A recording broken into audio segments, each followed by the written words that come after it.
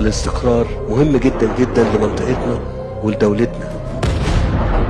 المنطقة تدخل في صراع ضخم جدا جدا يكون ليه تداعيات كبيرة جدا عليها. لقد حذرت مصر كثيرا من اتساع للصراع وامتداد حتمي لدعوات التصعيد والانتقام.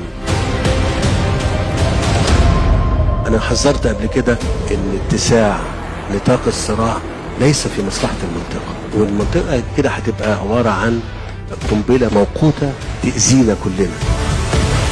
التطورات اللي بتحدث خطيرة جدا وممكن تؤدي إلى اتساع رقعة الصراع. نناشد أطراف النزاع والمجتمع الدولي بمواصلة اتخاذ كل ما يلزم والاحتكام لصوت الحكمة والعقل.